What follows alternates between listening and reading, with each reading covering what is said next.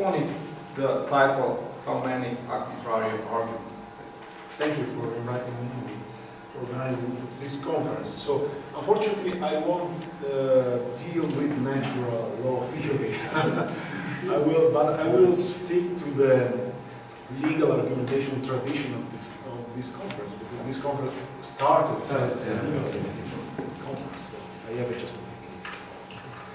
How many a contrario arguments? My topic is the so-called a contrario argument, or a contrario arguments if there are more than one versions of it. And it's a work, my work is a work in the field of legal argumentation, as I said, and the question of this work, of this paper, is whether the a contrario argument comes in just one way or one version, or in fact there are different versions of it. And I think there are different versions of it, and the next question, in fact, that is the central question of this work, of this presentation, is how many a contrario arguments are there.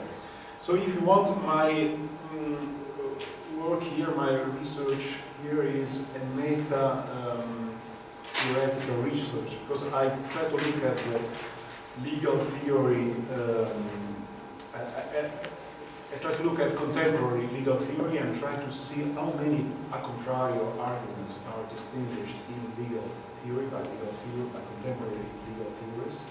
And I try to see whether these distinctions are justified and if, in fact, there are different versions of this argument. I will try to give some examples of these versions and try to point out which the justification conditions are.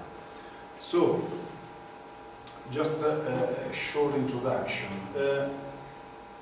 To my sense, legal argumentation theory in general distinguishes between two versions of the a contrario argument. It's very difficult to find authors who claim that there is only one version of the a contrario. Most of the authors claim that there are two versions of it that I will call the strong and the weak version.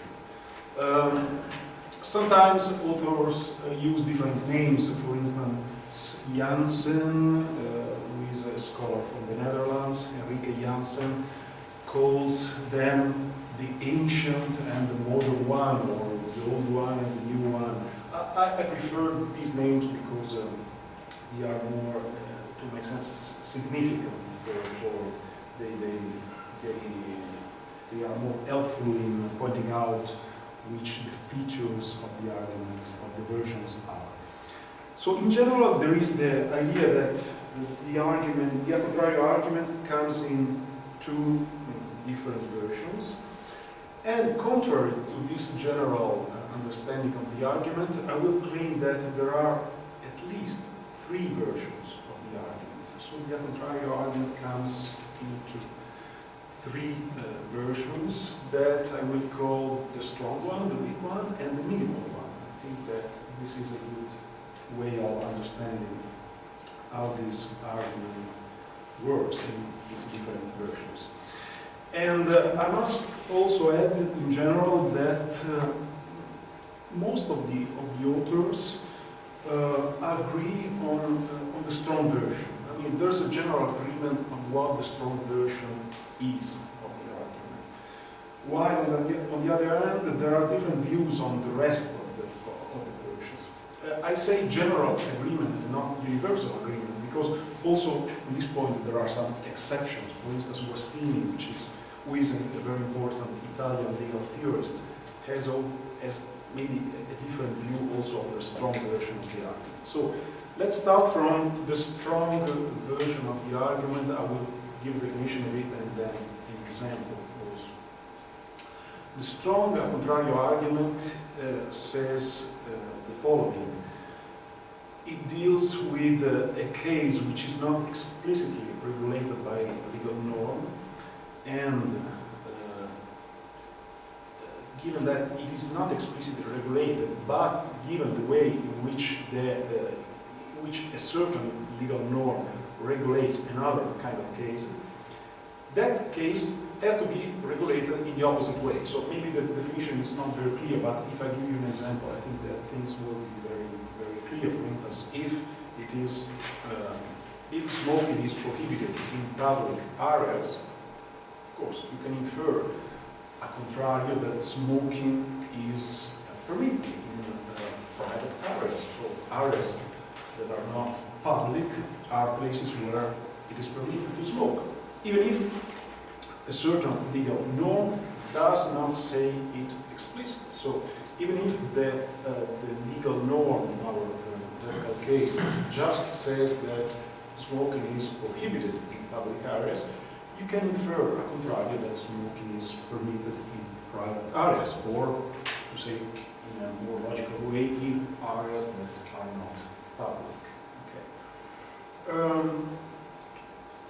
When you use this via contrario argument in this strong sense, the idea is that there is no gap in the law, because you don't need to think that the law does not say anything about the opposite case or the complementary class with respect to the regulated case.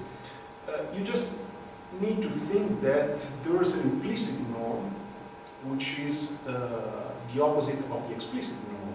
So in that sense, the contrario argument is taken to imply that the case is regulated by the law, and there is no gap in the relation to that case. For instance, take again the example of the smoking prohibition. It makes sense to think that that smoking is permitted in private areas as an implicit regulation given by the law. You don't need to think that there is a gap and you have to fill that gap by way of analogical reasoning or with some similar argument. So when you use the strong version of the argument, the important thing is to understand that there is no gap in the law, and you just try to make explicit what is implicit in the legal provisions.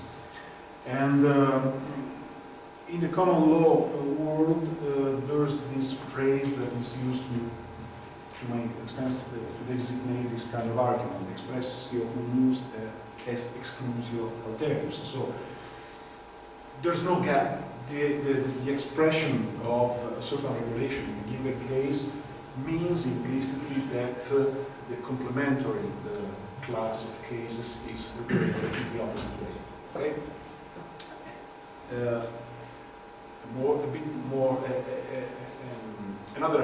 One more example I would give of this use of the argument is the following. There's an article from the Italian Civil Code that says that those who are not deemed incapable by the law can make wills.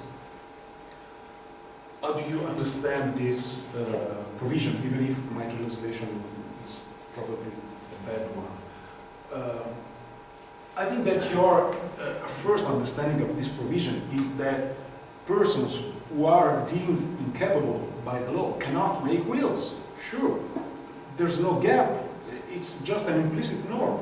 This is the explicit norm, this is the provision, and the explicit norm is that those who are not deemed incapable by the law can make wills, and a contrario, those who are deemed incapable by the laws cannot make wills.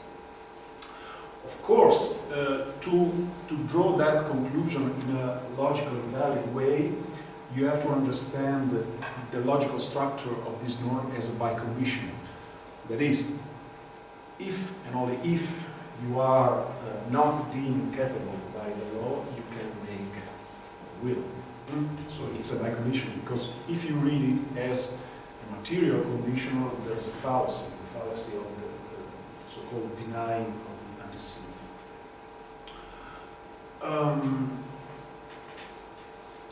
I don't think that in cases like this you need to think that there is a gap or something of that kind. The strong a contrario argument is just a sort of, as I said, making explicit what is already implicit in the law. Things are different with the weak version of the a contrario argument. According to the the weak version, there is a gap. There is a gap in the law. But there are no legal grounds for extending to the non-regulated cases the discipline of the law. So, legal theorists call this argument a contrario. Still, they call it a contrario, even if it is different from the previous one. Because, in the end, the conclusion is the same. That is, the cases that are not regulated explicitly by the law have to be regulated in the opposite way, but not because there's an implicit norm, but because there are no legal grounds to fill the gap. So, you see, the structure of the argument is different. The argument reaches the same conclusion, but in a different way, in some sense. The case has to be, the non-regulated cases has to be regulated in the opposite way because there are no legal grounds to extend the explicit regulation. So in that sense, there is a gap that cannot be filled. So it is, again, an a contrario argument according to legal theory, but it's a weak version of it. An example, this is an historical example from American public law, from the US Constitution. According to Article 3, Section 2 of the Constitution, criminal defendants have a right to jury trial. What about civil cases? Is there a right to civil jury trial? That was a serious question from an historical point of view, and that was discussed immediately after the enactment of the American Constitution, because in fact the Constitution didn't say anything about jury trial in civil cases. So, what about civil cases and jury trial in those cases? Hamilton, in the Federalist Papers, in paper number 83, used to to my impression, a weak form of the a contrario argument to claim that there was no right to jury trial in civil cases. And the argument was the following: the Constitution leaves to the legislator to decide it. That is, the Constitution wants the legislator to make a decision about it. So if the legislator wants to have jury trial for civil cases, it can do it. The Constitution does not settle the matter, so it's for the legislator to decide. And insofar as the legislator does not make a decision about it, there's no right to jury trial in civil cases. So, to put it differently, there are no legal grounds to extend this regulation to civil cases. You see the difference between the weak version and the strong version. If you read this constitutional provision in the strong a contrario sense, you say that implicitly the Constitution says that there's no right to jury trial in civil cases. And the legislator cannot decide that there is. If you say, well, there's a gap in the Constitution, and it is an intentional gap because the Constitution wants the legislator to decide it, then you can say, well, if the legislator does not make a decision, there's a gap, so there's no possibility to extend the regulation if the legislator does not make a decision about that. Or, to put it differently, there are no legal grounds for extending the regulation. Finally, I think there is a third version of the a contrario argument, which I call minimal, and it consists in the simple fact of pointing out that there is a gap in the law. The a contrario argument is used by some authors, for instance by Guastini in Italy, in this sense which I call minimal, because it's different from the previous one, and it is weaker than the weak version of the argument. In this version, it says that there is a gap in the law because the norm does not, a certain norm does not regulate a certain case. So, in this use of the argument just points out the gap. And it leaves open the possibility to fill the gap by way of analogy or by an argument from principle. And Guastini in Italy calls interpretive this version of the argument, because in fact it is just an interpretive issue. I mean, you start from a legal provision and you interpret it in the following way. You interpret it saying that the law just says something about certain cases and it doesn't say anything about other cases, so there's a gap. And there the argument ends. Then maybe you can start working by analogy and trying to see whether you can fill the gap. Guastini makes a distinction between the interpretive version of the argument, which I call the minimal version of the argument, and his productive version of the argument. That is a puzzling point to me, because maybe in his productive versions of the argument is a fourth version of the a contrario argument. Because in his productive version, the argument a contrario points out a gap and fills the gap. So in that sense, the argument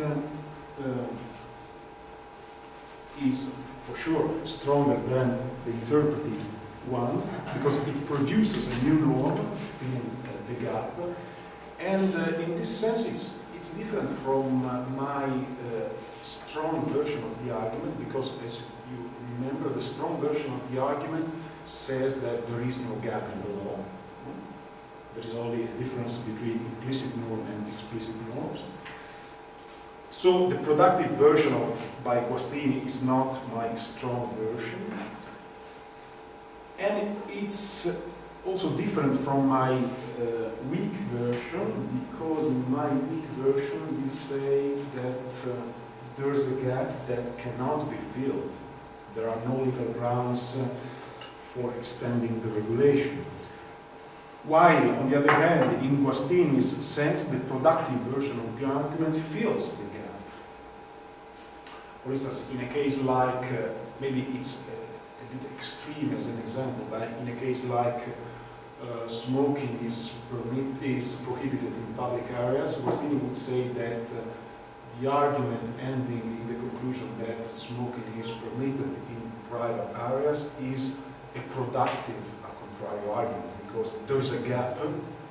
The law does not regulate the action of smoking in private areas, and you can fill the gap by a contrario reasoning if you find some reasons for inferring a contrario that smoking is permitted in private areas.